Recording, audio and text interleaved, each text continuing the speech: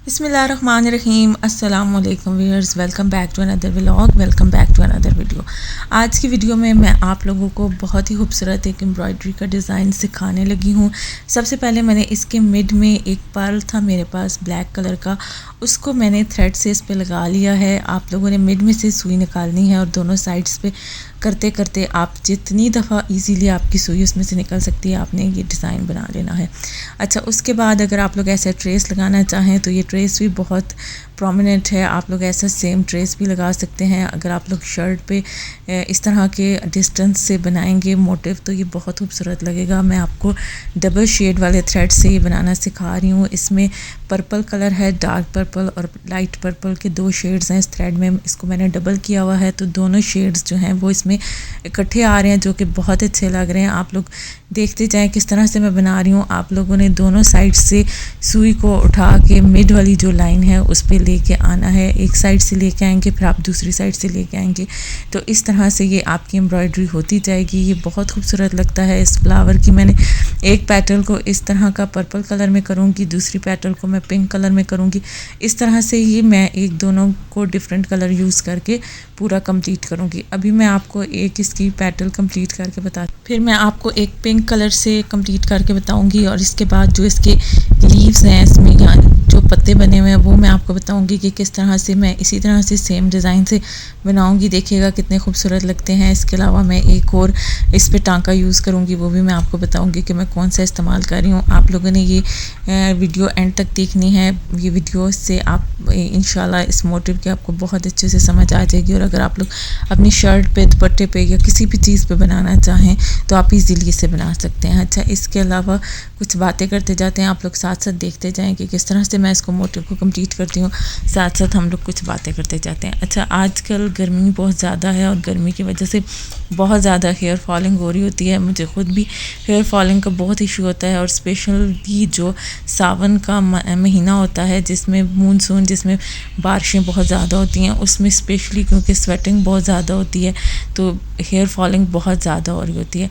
अच्छा, hair falling के लिए जो बेस्ट सलूशन है जो मैं ख़ुद भी यूज़ करती हूँ, आप लोग एक प्याज ले लें, उसको अगर आप लोग ब्लेंडर में ब्लेंड करते हैं तो हल्का सा पानी डालें। अगर आप उसका जूस कूट के निकालते हैं उस तरह से निकाल लें, यानी उसका खालिस जूस होना चाहिए प्याज का। तो वो अगर आप अपने सर पे लगाते हैं सर धोने से कुछ देर पहले तो उससे बहुत ज़्यादा आपकी हेयर फॉलिंग जो है वो कम हो जाती है। यानी वो होता ही एंटीबैक्टीरियल है, आपकी जो स्किन के ऊपर हो जाती है। सर में डैंड्रफ और कुछ डैंड्रफ जो होती है वो आपकी फंगल डैंड्रफ होती है, स्किन के बिल्कुल साथ होती है, ये सारा उसको ख़त्म करता है ये प्याज का पानी जो होता है। और आपके जो मसाम होते हैं किसी भी वजह से वो बंद हुए होते हैं तो वो खुल जाते हैं और जो आपकी हेयर फॉलिंग हो रही होती है वो हेयर फॉलिंग रुक जाती है। अच्छा, एक तो ये तरीका है। एक और है, अगर आप चावल जब भी बॉईल करते हैं तो उसकी पिच जो होती है वो आप कभी भी ना फेंकें, वो भी बहुत अच्छी होती है हेयर फॉलिंग के लिए। अगर आपके बाल बहुत ज़्यादा ड्राई और रफ़ हैं तो आप एक दफ़ा चावल की पिच यूज़ करेंगे तो आपको उसमें बहुत ही ज़्यादा डिफरेंस एक दफ़ा के यूज़ में पता चलेगा। तो फिर उसके बाद आप इसको यूज़ करते रहें, ये बहुत ही इफ़ेक्टिव होती है। आप लोग यूज़ कीजिएगा अगर जिनको बहुत ज़्यादा हेयर फॉलिंग हो रही है। इसके अलावा हेयर फॉलिंग के लिए एक और चीज़ है, अगर आपको ऑयलिंग सूट करती है, बाज़ लोगों को गर्मियों में ऑयलिंग बिल्कुल भी नहीं सूट कर रही होती क्योंकि उनका जो स्कल्प होता है वो पहले से ऑयली होता है, तो अगर उस पर वो ऑयलिंग करते हैं तो उनकी और ज़्यादा हेयर फॉलिंग स्टार्ट हो जाती है।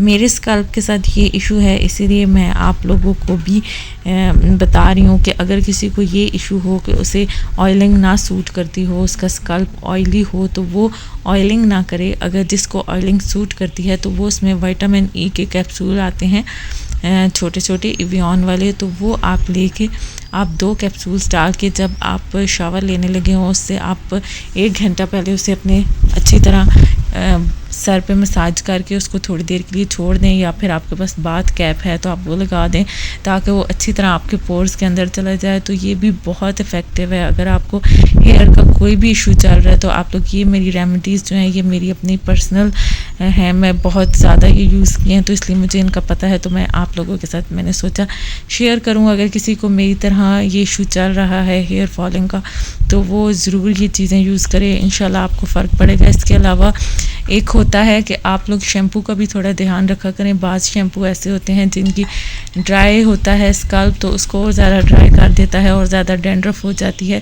तो शैम्पू की भी एक चॉइस जो होती है, आप जब उसे लेने जाते हैं तो आप लोग बहुत देख के उसे यूज़ करके उसे आप छोटी बॉटल ले लें या फिर आप उसे साशे में लेके उसे यूज़ कर लें। अगर आपको सूट करता है तो आप शैम्पू लें, क्योंकि बाज़ दफ़ा ऐसे होता है हम इतना महंगा शैम्पू परचेज़ कर लेते हैं और फिर जब वो हमें नहीं भी सूट कर रहा होता, क्योंकि हमने पैसे लगाए हुए होते हैं, तो हम उसे यूज़ करते चले जाते हैं। तो आप लोग इसलिए एकदम उसको बड़ी पैकिंग में ना लें। पहले आप देखें आपको अगर शैम्पू सूट कर रहा है तो आप वो वाला शैम्पू यूज़ करें, क्योंकि शैम्पू भी बहुत मैटर करता है। अगर आपको शैम्पू नहीं सूट कर रहा तो भले ही आपने जितना भी महंगा शैम्पू लिया आप उसे मत यूज़ करें, क्योंकि बाज़ लोगों की स्किन जो होती है सर की वो बहुत ज़्यादा ड्राई होती है, बाज़ लोगों की बहुत ऑयली होती है। तो जो शैम्पू ऑयली स्किन को मज़ीद ऑयली कर दे या ड्राई स्किन को मज़ीद ड्राई कर दे तो उसका कोई फ़ायदा नहीं है। वो आपकी कभी भी हेयर फॉलिंग रोकेगा नहीं, मज़ीद आपकी हेयर फॉलिंग उससे बढ़ती चली जाएगी। अच्छा, मैंने जैसे ही वॉइस ओवर स्टार्ट किया तो बहुत तेज़ हवा स्टार्ट होगी और ये बीच में हवा की आवाज़ें आ रही थी, तो इसे आप लोग काइंडली इग्नोर कीजिएगा।